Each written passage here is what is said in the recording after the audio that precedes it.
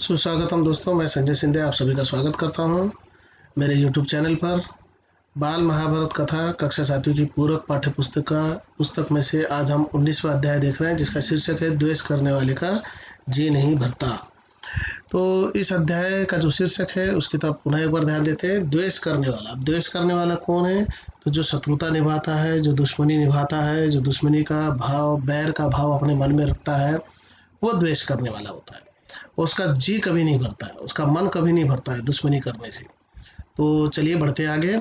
पांडवों के वनवास के दिनों में कई ब्राह्मण उनके आश्रम गए थे। वहां से लौट कर वे हस्तिनापुर पहुंचे और धृतराष्ट्र को पांडवों के हालचाल सुनाए।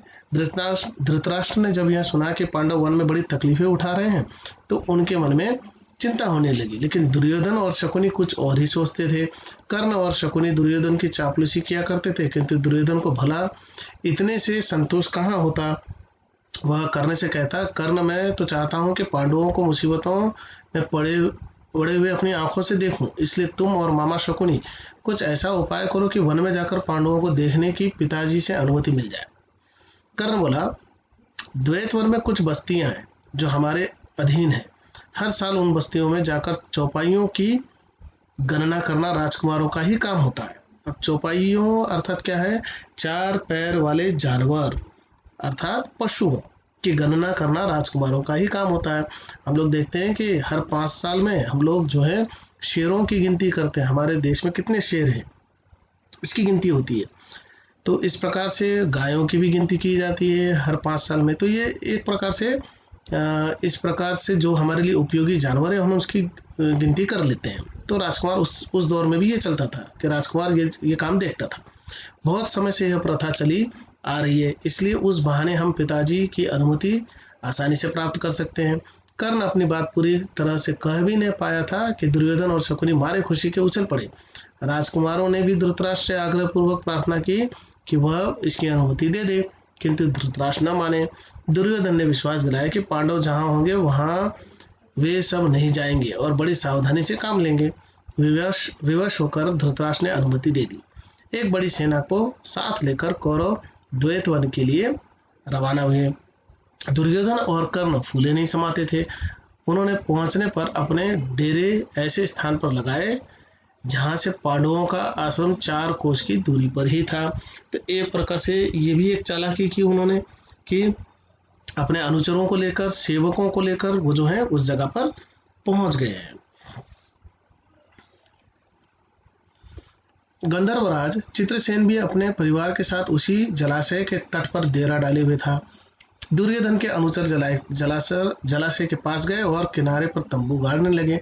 इस पर गंधर्वराज के नौकर बहुत बिगड़े और दुर्योधन के अनुचरों की उन्होंने खूब खबर ली।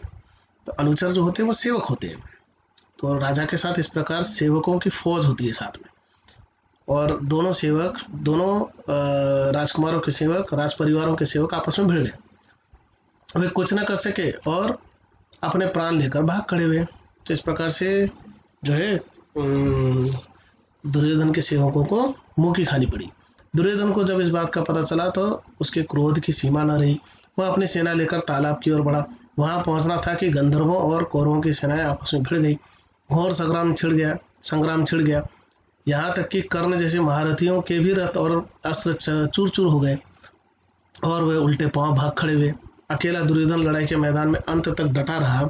गंधर्वराज चित्रसेन ने उसे पकड़ लिया, फिर रस्सी से बांधकर उसको अपने रथ पर बैठा लिया और शंख बजाकर विजय घोष किया। जब युधिष्ठिर ने सुना कि दुर्योधन और उसके साथी अपमानित हुए हैं तो उसने गंभीर स्वर में कहा, भाई भीमसेन, ये हमारी ही कुटुंबी है। तुम अभी जाओ और किसी तरह अपने बंधुओं को गंधर्वों के बंधन से छुड़ा लाओ। तो इस प्रकार युधिष्ठिर जो है उन्होंने अपने भाइयों को आदेश दिया कि जाकर जो है चित्रसेन से दुर्योधन की रक्षा करो। युधिष्ठिर के आग्रह पर भीम और अर्जुन ने कौरवों की बिखरी हुई सेना को इकट्ठा किया और वे गंधर्वों पर टूट पड़े। अंततः गंधर्वराज ने कौरवों को बंधन मुक्त कर दिया। इस प्रकार अपमानित कौरव हस्तिनापुर लौट गए। पांडवों के वनवास के समय दुर्योधन की तो इच्छा राजसूय यज्ञ करने की थी, किंतु पंडितों ने कहा कि धृतराष्ट्र और युधिष्ठिर के रहते उसे राजसूय यज्ञ करने का अधिकार नहीं है। तब ब्राह्मणों की सलाह मानकर दुर्योधन ने वैष्णव नामक यज्ञ करके ही संतोष कर लिया। तो इस प्रकार से जो है दुर्योधन जो है वो अपनी कुटिल चालों से बाज नहीं आ रहा था और वो हमेशा कुछ ना कुछ नई नई चीजें खोज कर लाने का प्रयास करता था। तो यहाँ पर वो चाहता था कि राजसूय यज्ञ करे, लेकिन राजसूय यज्ञ राजा ही कर सकता था। तो राजा उस समय धृतराष्ट्र थे और राजकुमार दुर्योधन थे और युधिष्ठिर भी राजा थे, जो उनके आदेश से या फिर धूत क्रीड़ा की वजह से, चौसर के खेल की वजह से वो वनवास को गए हुए थे। तो ब्राह्मणों के इन सलाहों को मानते हुए फिर उसने क्या किया, वैष्णव नामक यज्ञ कर लिया। इसी समय की बात है कि महर्षि दुर्वासा अपने 10,000 शिष्यों को साथ लेकर दुर्योधन के राजभवन में पधारे। दुर्योधन के सत्कार से ऋषि बहुत प्रसन्न हुए और कहा, वत्स कोई वर चाहो तो मांग लो। दुर्योधन बोला, मुनिवर प्रार्थना यही है कि जैसे आपने शिष्यों समेत अतिथि बनकर मुझे अनुग्रहित किया है, वैसे ही वन में मेरे भाई पांडवों के यहाँ जाकर उनका भी सत्कार स्वीकार करें और फिर एक छोटी सी बात मेरे लिए करने की कृपा करें। वह यह कि आप अपने शिष्यों समेत ठीक ऐसे समय युधिष्ठिर के आश्रम में जाए जब द्रौपदी पांडवों एवं उनके परिवार को भोजन करा चुकी हो और जब सभी लोग आराम से बैठे विश्राम कर रहे हो। इस प्रकार से एक और जो है कुटिल चाल इस जगह पर दुर्योधन ने चली। चाहता तो अच्छा वर मांग सकता था वो, लेकिन उसने कुटिलता पूर्वक चाल चलकर दुर्योधन ने ऋषि को युधिष्ठिर के यहाँ भेज दिया। उन्होंने दुर्योधन की प्रार्थना तुरंत मान ली। दुर्वासा ऋषि जो थे वो क्रोध के लिए पहचाने जाते थे। अब वो छोटी छोटी बातों पर क्रोधित हो जाते थे और शाप दे देते थे। तो दुर्योधन की चाल ये थे कि भोजन न करा पाने की स्थिति में पांडवों को जो है दुर्वासा ऋषि शाप दे देंगे। दुर्वासा ऋषि अपने शिष्यों के साथ युधिष्ठिर के आश्रम में जा पहुंचे। युधिष्ठिर ने भाइयों समेत ऋषि की बड़ी आवभगत की और उनका सत्कार किया। कुछ देर बाद मुनि ने कहा, अच्छा हम सब अभी स्नान करके आते हैं, तब तक भोजन तैयार करके रखना। कहकर दुर्वासा शिष्यों समेत नदी पर स्नान करने चले गए। वनवास के प्रारंभ में युधिष्ठिर से प्रसन्न होकर सूर्य ने उन्हें एक अक्षय पात्र प्रदान किया था और कहा था कि 12 वर्ष तक इसके द्वारा मैं तुम्हें भोजन दिया करूंगा। अब अक्षय पात्र क्या होता है? एक ऐसा पात्र था जो कभी भी खाली नहीं होता था। उदाहरण के तौर पर अगर उस पर चावल रखा गया, उसमें चावल डाल दिए गए तो वो चावल कभी भी खत्म नहीं होंगे। तो इस प्रकार का एक पात्र जो है सूर्य देवता ने उन्हें प्रसन्न होकर दिया था। इसकी विशेषता यह थी कि द्रौपदी हर रोज चाहे जितने लोगों को इस पात्र से भोजन खिला सकेगी, परंतु सबके भोजन कर लेने पर जब द्रौपदी स्वयं भी भोजन कर चुकेगी तब इस बर्तन की यह शक्ति अगले दिन तक के लिए लुप्त हो जाएगी।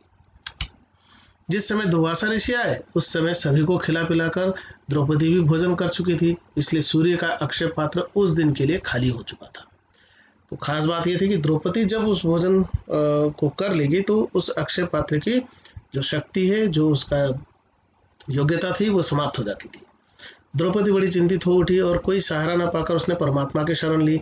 इतने में श्री कृष्ण कहीं से आ गए और सीधे आश्रम के रसोई घर में जाकर द्रौपदी के सामने खड़े हो गए। बोले, बहन कृष्णा, बड़ी भूख लगी है, कुछ खाने को दो। द्रौपदी और भी दुविधा में पड़ गई। अब श्री कृष्ण भी पहुंच गए और वो भी खाना मांग रहे हैं। द्रौपदी अपनी बहन माफ कीजिए, श्री कृष्ण अपने बहन को कृष्णा कहकर पुकारते थे। कृष्ण बोले, जरा लाओ तो अपना अक्षय पात्र, देखें कि उसमें कुछ है भी या नहीं। द्रौपदी हड़बड़ाकर बर्तन ले आई। उसके एक छोर पर अन्न का एक कण और साग की पत्ती लगी हुई थी। श्री कृष्ण ने उसे लेकर मुंह में डालते हुए मन में कहा, यह भोजन हो, इससे उनकी भूख मिट जाए। तो इस प्रकार से श्री कृष्ण ने अपने इस ताकत का इस जगह पर प्रदर्शन कर दिया। उन्होंने क्या किया कि खुद भोजन करते हुए प्रभु से या फिर अनंत से प्रार्थना की कि यह भोजन हो गया और सबकी भूख मिट जाए, इस संसार में जितने भी प्राणी। द्रौपदी तो यह देखकर सोचने लगी, कैसी हूँ मैं कि मैंने ठीक से बर्तन भी नहीं धोया, इसलिए उसमें लगा हुआ अन्न कण और साग वसुदेव को खाना पड़ा। धिक्कार है मुझे। इस तरह द्रौपदी अपने आप को ही धिक्कार रही थी कि इतने में श्री कृष्ण ने बाहर जाकर भीमसेन को कहा, भीम जल्दी जाकर ऋषि दुर्वासा को शिष्यों समेत भोजन के लिए बुला लाओ। भीमसेन उस स्थान पर गया जहां दुर्वासा ऋषि शिष्यों समेत स्नान कर रहे थे। नजदीक जाकर भीमसेन देखता क्या है कि दुर्वासा ऋषि का सारा शिष्य समुदाय स्नान करके भोजन भी कर चुका है। शिष्य दुर्वासा से कह रहे थे, गुरुदेव युधिष्ठिर से हम व्यर्थ में कहा है कि भोजन तैयार करके रखें, हमारा तो पेट भरा हुआ है, हमसे उठा भी नहीं जाता, इस समय तो हमारी जरा भी खाने की इच्छा नहीं है। यह सुनकर दुर्वासा ने भीमसेन से कहा, हम तो सब भोजन कर चुके हैं। युधिष्ठिर से जाकर कहना कि असुविधा के लिए हमें क्षमा करें। यह कहकर ऋषि अपने शिष्यों सहित वहां से चले गए। तो एक प्रकार से क्या किया गया यहाँ पर, श्री कृष्ण ने अपने चमत्कार को उस जगह पर प्रदर्शित किया और सभी शिष्यों का और ऋषि दुर्वासा का पेट अपने आप भर गया। धन्यवाद। मिलते हैं हम पुनः एक नए वीडियो के साथ।